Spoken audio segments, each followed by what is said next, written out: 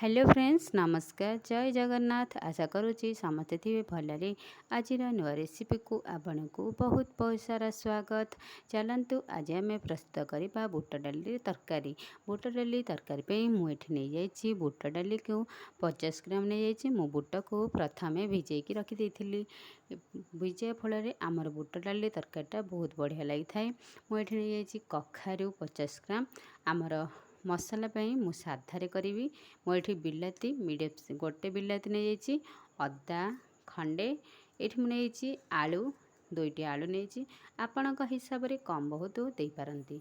देखु मुझे नहीं जाइए मसला आमर नहीं करी पाउडर ये नहीं जाइए मोर मैगी मसला डालचीनी पाउडर।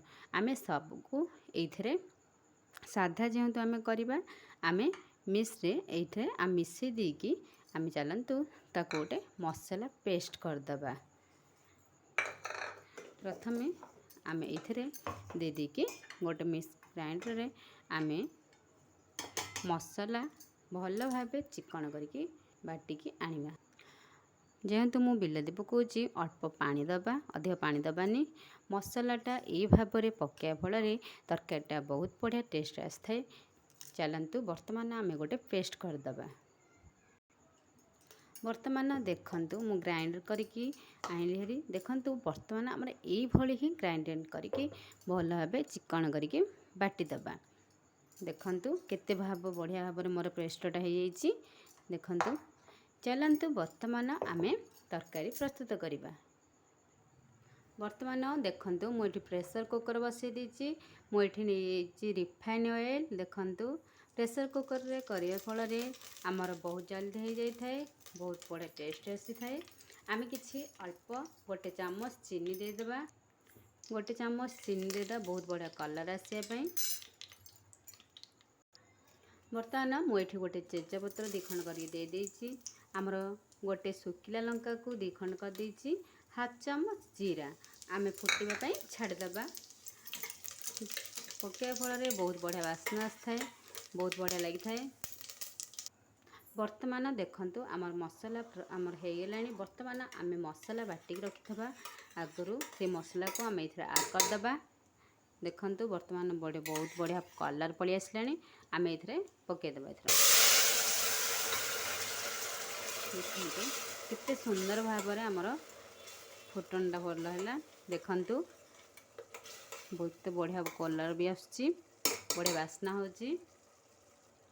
वर्तमान आम बिलाटा जो आम पकईचे तार बास्नाटा जे बहुत बढ़िया लगे। देखंतु वर्तमान आम छाड़ीदबा 5 मिनट आम ये भाव छाड़ीदबा मसलाटा भल भाव में सीझापी। देखंतु कितने सुंदर लगुच। आम ये वर्तमान हलदी हाफ चामच देदेबा भल भाव आम मिसेद। देखंतु मसला वर्तमान आमर हो आसला।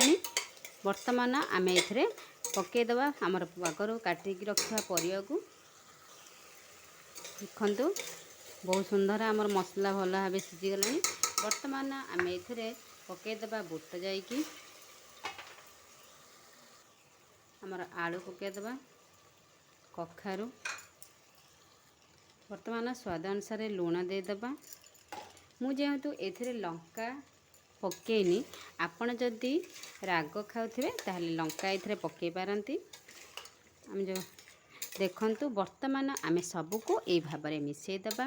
देखंतु केते बहुत कम समय रे आमर तरकारी आमर प्रस्तुत हो जिवो।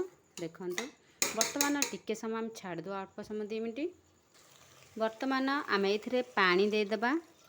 आपण देखी पानी पके मुझे नहीं हाफ लिटर। बर्तमान सबू टे मिसेकी आम प्रेसर ढांकुणी देकी आम 3टा हुइसिल दबा। वर्तमान चलतु देखा प्रेसर देख आमर बहुत बढ़िया भल भाव आमर सीझी। देखंतु देखंतु केते सुंदर भाव में आमर फिटी जाइए।